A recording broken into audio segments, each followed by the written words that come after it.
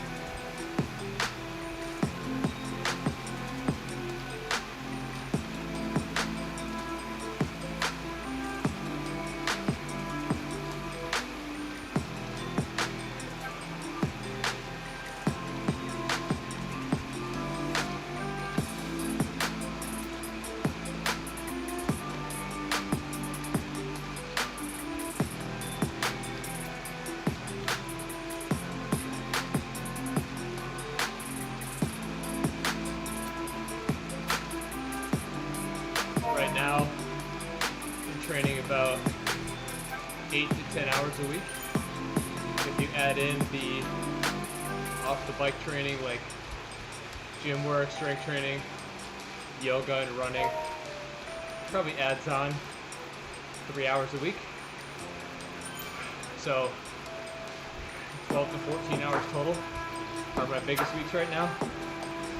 It'll probably be more in the spring and summer, but it's all 100% indoors right now with the riding. So the volume's not super high. I don't really train zone 2 very much, maybe once a week. Otherwise heat training, low zone 2 after races, that kind of thing. Really focus on the quality of everything else.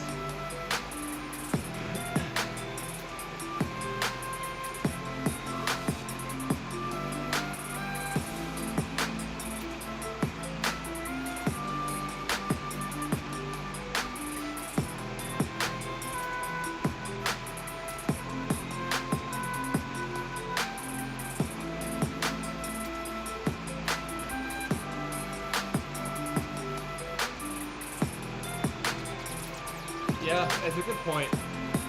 Most of the guys at my level or above train a lot more, 15 to 20 hours a week on average, maybe 25 or 30 during their biggest blocks.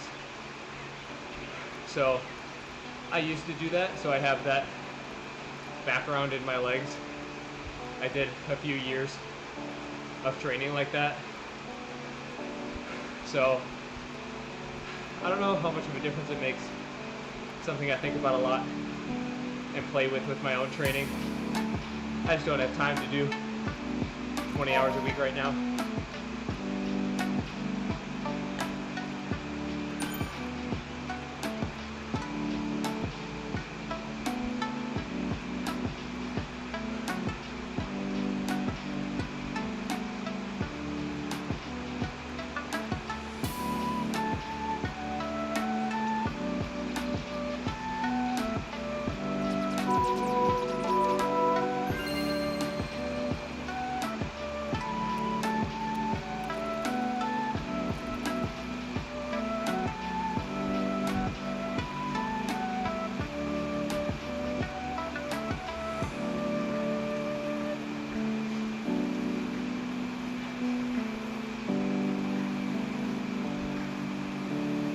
Yes, that's very true.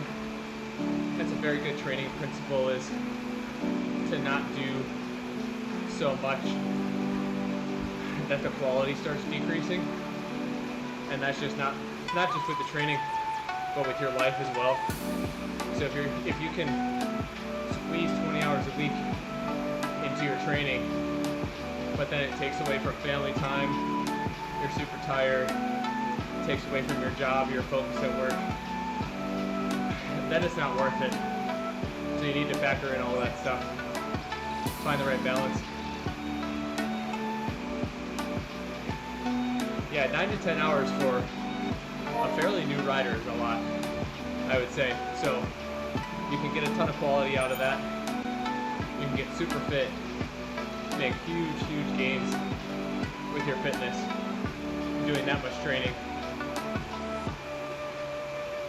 Yeah, if you do 2 hard interval sessions a week and the rest in zone 1, zone 2, you can progress for years and years on that.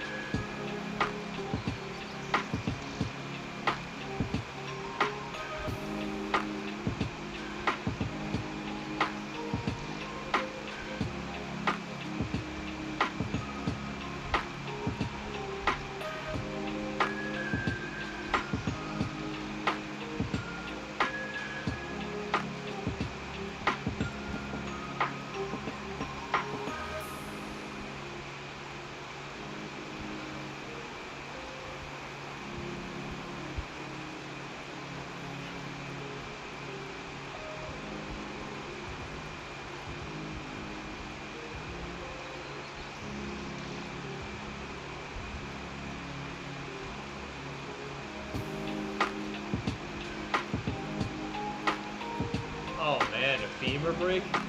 That sounds awful. The recovery from that must have been so difficult and very long. Wow, so you've more than doubled your FTP. That is insane. That is a huge amount of gain. And yeah, from 270, you're already close to 300. And then once you get to 300, I mean, you're at a very good level. High above average. You can start competing in higher level races if that's your thing. That's awesome.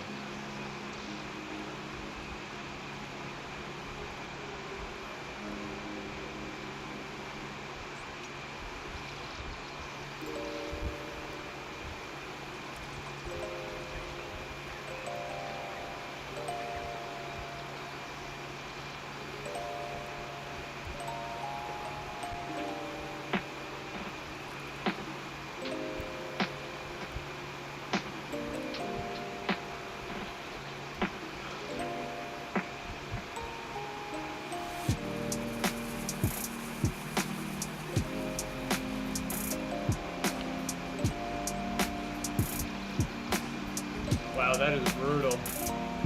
Multiple surgeries too. I've had 3 knee surgeries, but not at the same time. They were a couple years apart. I mean, huge props for getting back on the bike and getting this fit again. That's amazing. After having to learn how to walk properly again.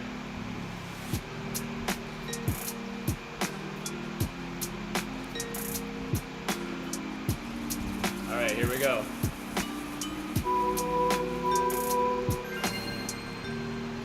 The surgeries were all from soccer injuries. So the first one, I dislocated my kneecap. I didn't tear any ligaments, but I stretched them and damaged a lot in my knee. So I tried to come back, didn't work, wasn't healed enough. So I got surgery, and then a year later had the same injury, same mechanism, tore a ligament in the cartilage in the same knee. Second surgery, tried to come back from that, didn't really work, so I switched to cycling. And then years later, I was having chronic knee pain, and then I had to get a reconstructive surgery on that same knee, on the right knee, to fix the alignment issues. And oh, this is hard. And then, yeah, that was a long rehab. Couple of months before I could ride outside again. But that was, yeah, all 3 knee surgeries on the right knee.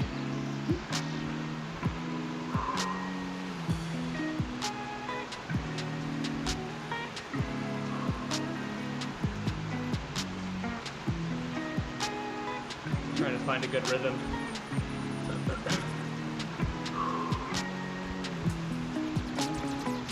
Wow, 50 is super low. I don't know how guys do this at 35 or 40 RPM. Thank you. I appreciate it. I think it's a good story for anyone who has doubts about their fitness because of a previous injury or a serious injury. You can always make it back to your very best. It takes time, but you gotta trust it in the long term.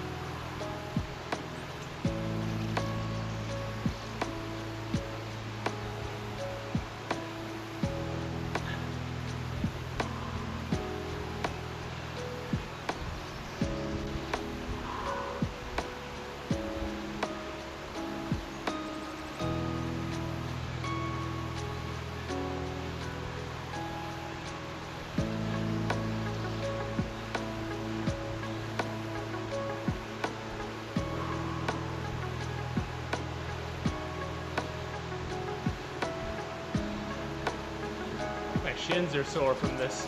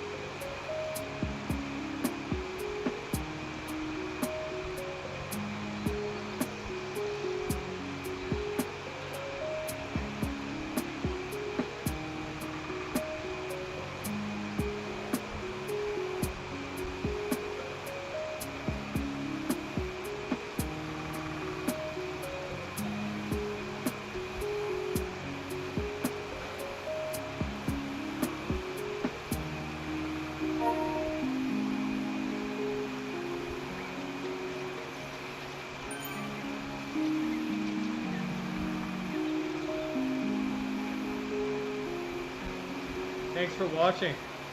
Love the questions. See you again soon. Have a great night. I appreciate it.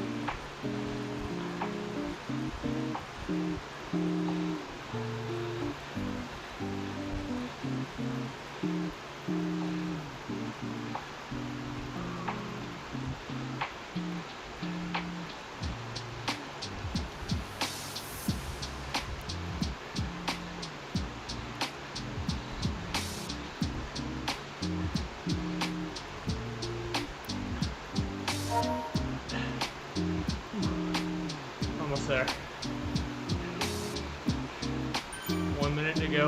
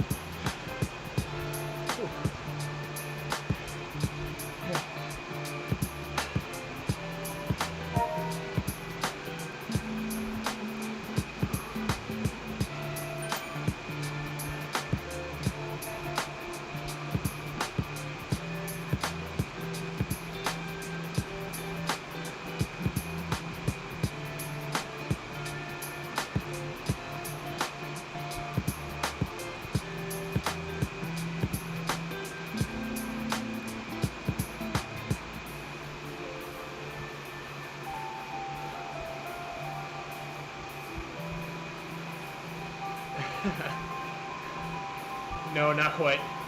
290 is zone 2. I think my zone 1 cutoff is like 240, 245 watts. So right now we're at the bottom end of zone 2. And then zone 2 goes up to 295.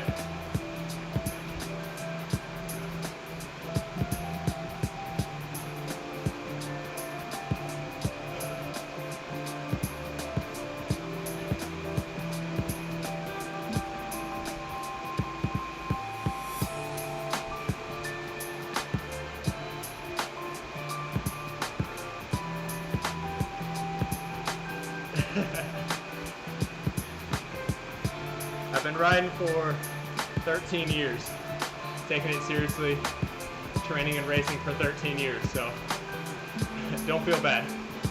I put a lot of time into this, thousands of hours.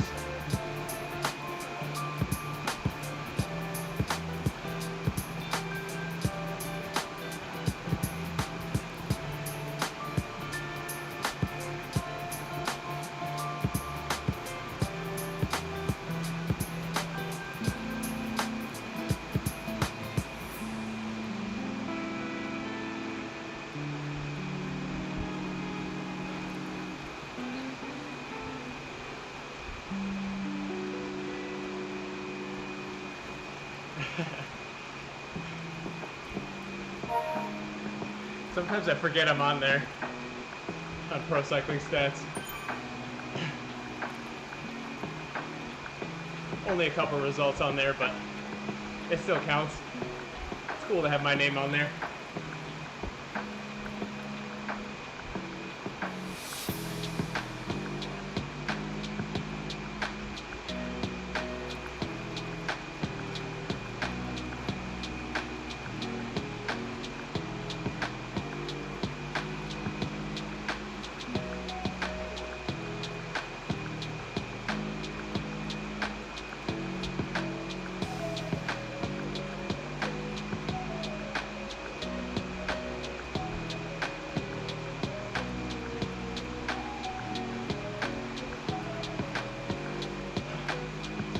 Good question, Mr. D.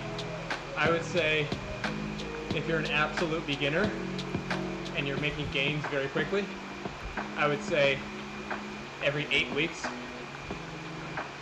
every 2 months roughly, to test it. if you're experienced, like if you're a well-trained rider who trains a lot and everything, I mean, a couple times a year, maybe 3 times a year, like at the beginning of the base season, set those zones. Then at the beginning of the build season, once your fitness has gone up significantly, and then if you want to test again when you're around your peak, you could then. Hey Jamie, good to see your name again. How many times have I been up here? Oh man, I'd have to go look at Strava. I'm sure it's over 100 up the entire thing. I love it for like an hour-long ride, or a little bit longer than that. Just coast all the way down.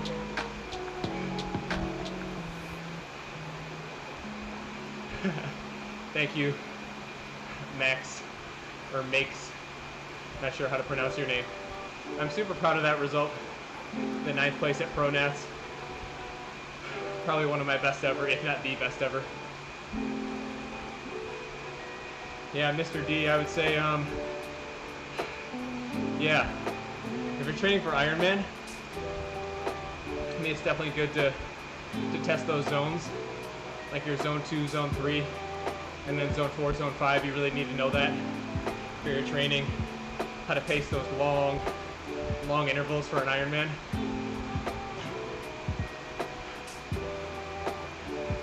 Yeah, the timing and the frequency of a ramp test, or not just a ramp test, but an FTP test, totally depends.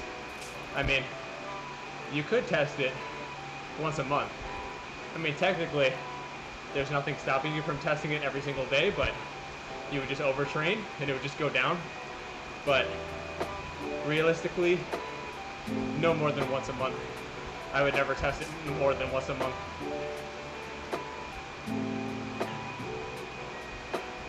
And that would only be for an absolute beginner whose FTP is like 100 when they first start riding, and then when they get into structured training, their FTP is going to go up so fast. So you could probably test it in the first couple of weeks, but then once your fitness stabilizes, that's when you can lay off the testing for a while, for a couple months probably. Yeah, I've been on here for a long time. Started riding on the trainer every single day during the pandemic at the start of 2020, and I've hardly stopped since then.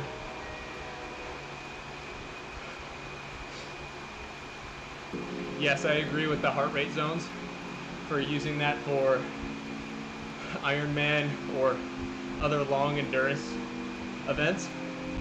So you can really pace yourself that way, because at the beginning of a 3-hour like tempo ride, your power is going to be high, but I mean, it's going to feel easy.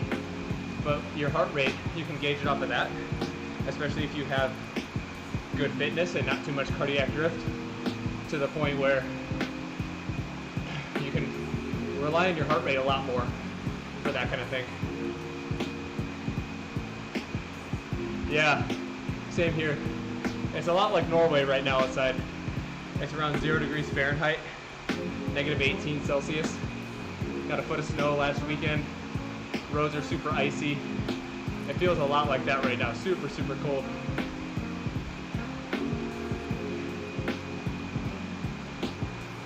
Yeah, I run probably once or twice a week. Once a week for sure, and then sometimes twice. The swimming, I would love to, but at the moment, that's just, I haven't been able to get it into my routine. I would love to do that though, to add swimming to the program.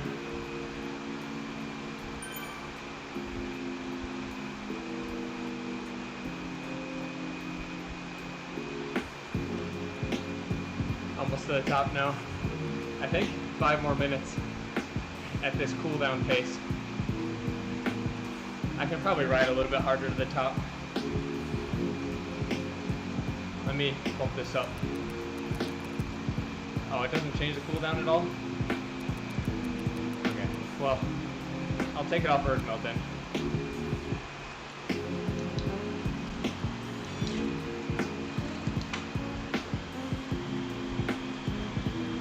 I think I'll just ride like 250 to the top.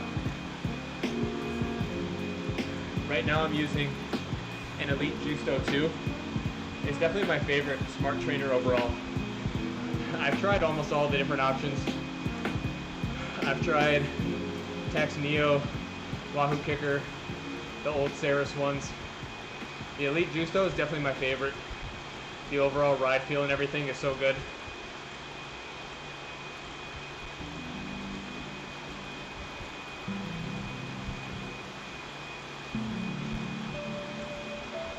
Yeah, that's a good point regarding the FTP testing. It really depends on the individual based on how you want to gauge it, what tests you want to do, what tests you can perform well in consistently. Because the ramp test, I've used both 20-minute, the ramp test, and a couple other variations, like the 3-minute and the 12-minute, and then you combine those numbers. But I usually get the same numbers. So for me, for my physiology, it's all about the same. But depending on your physiology, you can definitely get different results, which is not what you want, because you want your FTP to be as accurate as possible, not as high as possible, because you're going to be pacing your training off of that every single day. If you overestimate your FTP, put it as high as possible, you're just going to overtrain and be crushed. Because your zone 2 rides are going to be too hard, they're going to be zone 3. You'll probably fail some interval workouts because the power targets are too hard. So definitely take that into consideration.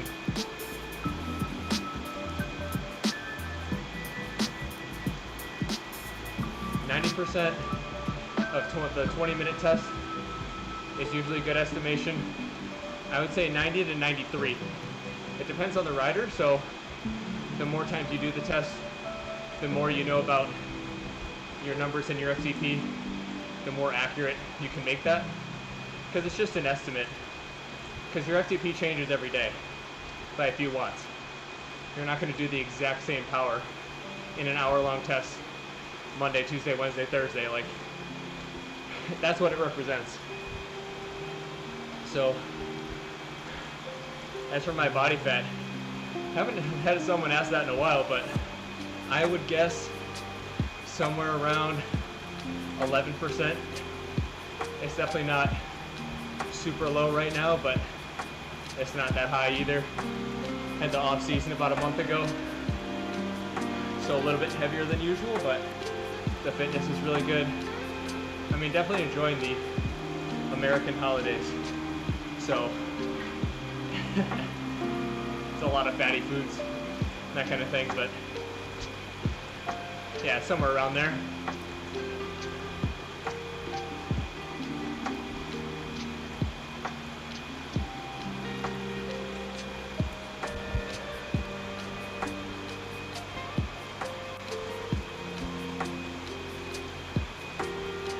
Yes, that's a good point. There's a lot of different FTP fitness tests, that kind of thing, so you have to take that into consideration each time. Right now I'm 73 kilos, so off the top of my head, I think that's 160, something like that. I'm not entirely sure.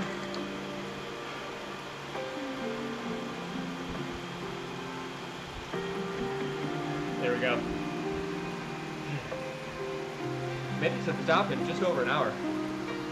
That was pretty fast for the Road to Sky route, and pretty comfortable too. I think my average heart rate is like 135 for the ride, maybe. It's not that high at all.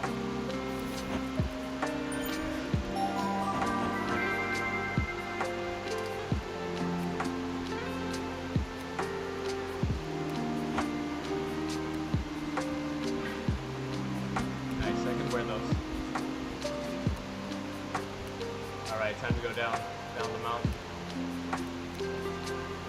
Yeah, 135. It was right on. 270, 135. That was a very solid ride. Did I click U-turn already? I forgot. I don't think so.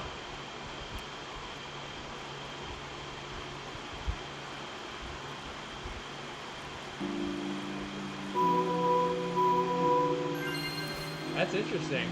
A bigger high from running. Yeah, I definitely know what you mean. I definitely have a really good feeling when I'm running. I also run first thing in the morning all the time. So like super early, like 6 a.m., 6:30, before everyone's up, before the sun is up.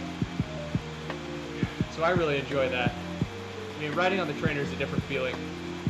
I usually just listen to music or watch YouTube videos, stuff like that. Whereas running, I never listen to music or anything, just with my own thoughts in the world, which is nice. Very, very nice.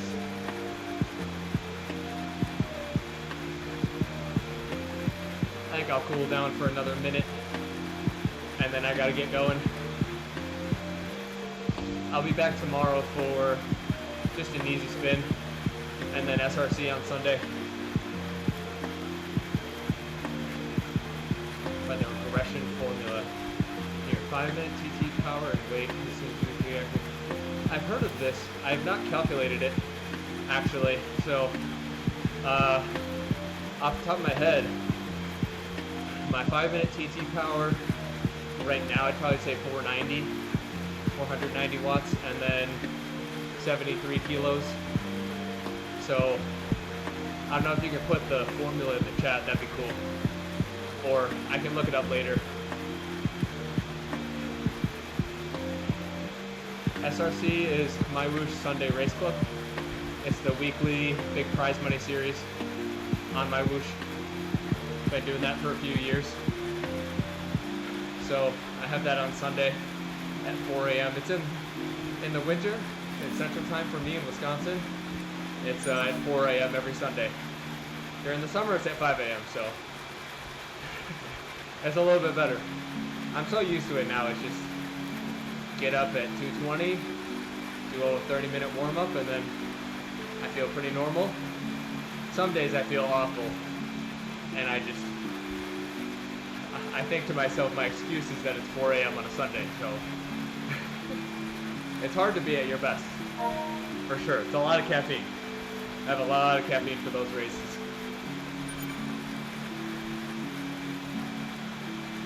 It's like a cup of coffee, and then a caffeine gel 20 minutes before the start, and then probably drinking a Red Bull during the race. Probably not the healthiest thing, but to race at that time, I don't know what else you could do to wake up and be doing race pace intervals at 4 a.m. Well, not even just race pace intervals, but all out race, like as hard as you can go for 5-10 minutes. Sounds good, Jamie. See you then. Great to see you in the chat today. See you in SRC.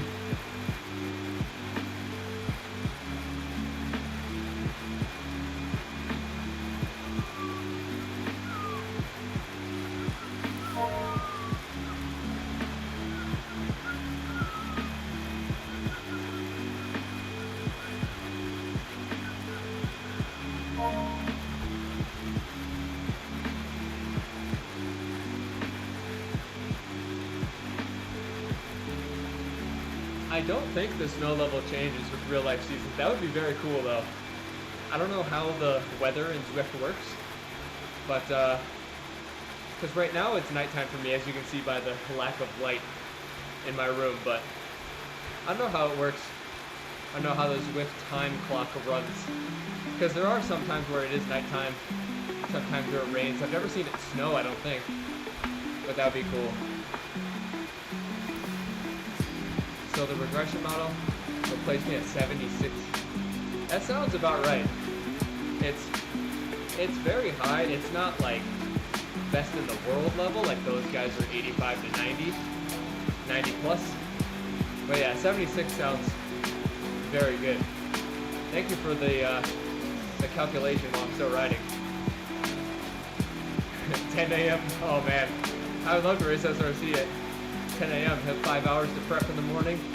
Wake up, have a coffee and breakfast, and then race. I got no time for breakfast. I get up and then I have the coffee, and then the only thing I eat before the race is the caffeine gel, and then just drinking sugar. That's pretty much it. Yeah, the question of ROUVY or Zwift is it totally depends on the type of riding. So I love ROUVY for Zone 1 and Zone 2 rides because there's so much variety. There's just endless amount of courses and routes, and you can do anything from like a 300 meter course to a 200 kilometer Ironman route and everything in between.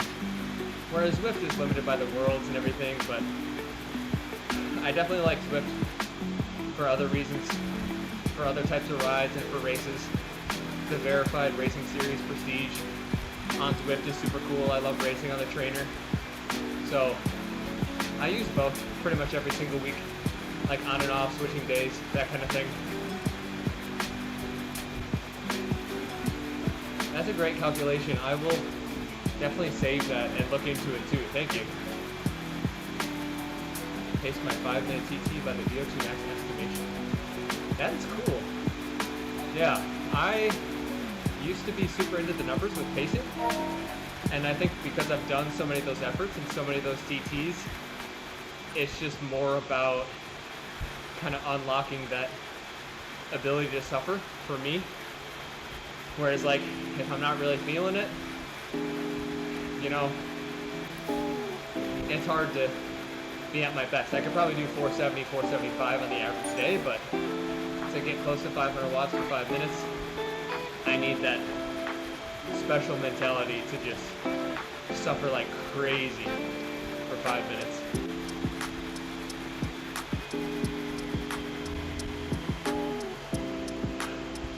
Thank you, Hubley, for that advice.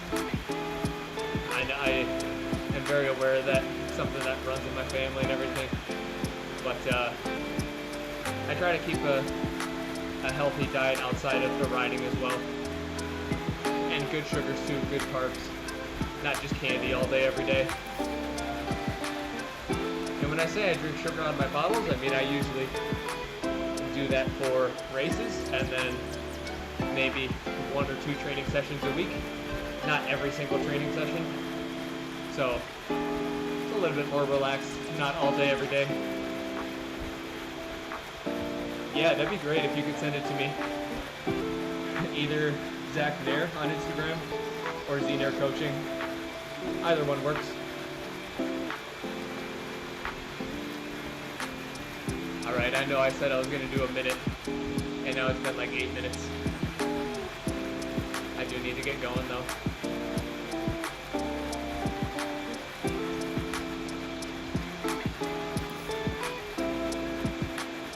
Alright, I'm going to sign off.